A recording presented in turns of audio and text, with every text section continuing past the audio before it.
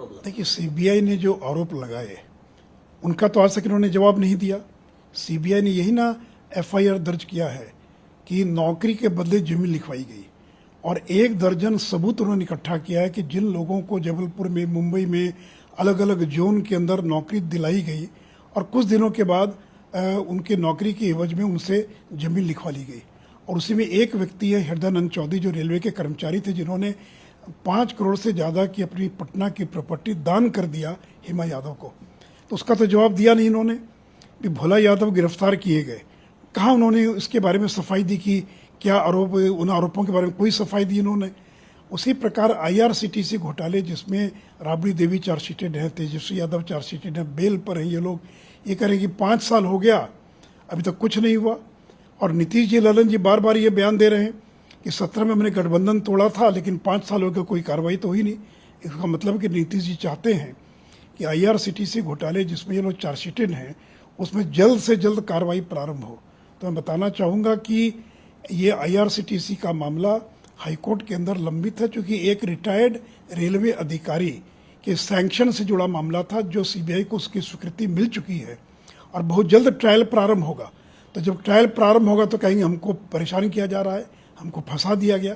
अरे भाई, जो आरोप लगे हैं आपके ऊपर, अगर आपने, वो कल बयान दे रहे हैं कि जब मेरे मूंछ भी नहीं हुई थी मुझे, उस समय का केस मेरे पर दर्ज कर दिया गया। तो मैं जानना चाहता हूं कि जब आपको मूंछ नहीं हुई थी, उस समय जब कांति सिंह ने और रघुनाथ झा ने अपना 2 मंजिला मकान पटना और गोपालगंज का गिफ्ट कर दिया, तब तो आपने लेने से इनकार नहीं किया। ये नहीं कहा कि मुझे मूंछ नहीं हुई है, मैं क्यों लूँगा गिफ्ट आप में। आप 23 साल की उम्र में 53 संपत्ति के मालिक बन गए, तो उसका जवाब तो आपने नहीं दिया कि बिना कमाए, बिना नौकरी किए, बिना व्यापार किए आप 53 प्रॉपर्टी के मालिक कैसे बन गए। आपकी 1 दर्जन से ज़्यादा संपत्ति को बेनामी एक्ट के तहत और जब्त कर लिया गया है, उसके बारे में तो कोई सफाई नहीं दी आपने। तो देखिए, इनके पास जो आरोप लगे उसके बारे में इनके पास कहने के लिए कुछ नहीं है, और यही कारण है कि लालू यादव 5 मामलों में सजा याफ्ता है।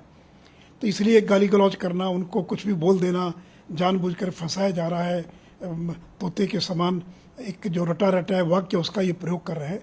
तो मैं तो यही आग्रह करूँगा कि अगर हिम्मत है तो आप पर जो आरोप लगे उन आरोपों का सिलसिलेवार जवाब दीजिए, एक एक करके बिंदुवार जवाब दीजिए। लेकिन आज तक एक भी आरोप का उन्होंने कभी न तो नीतीश कुमार के समय जवाब दिया था, न आज उन्होंने जवाब दिया है।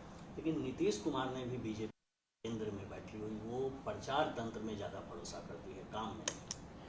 देखिए, ये आडवाणी जी, अटल जी के बारे में जो कुछ कह रहे हैं, यही नीतीश जी हैं जो आडवाणी जी को जब प्रधानमंत्री को उम्मीदवार घोषित किया गया तो इन्होंने विरोध किया था। इन्होंने हमसे बातचीत में कहा कि सुशील जी क्या कर रही है बीजेपी, आडवाणी जी के नाम पर वोट मिलेगा क्या।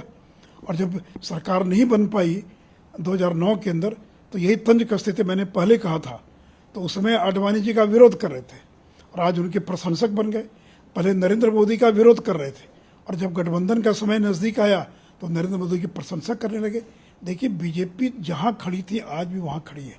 हमने कभी राजद और कांग्रेस के साथ कभी समझौता नहीं किया।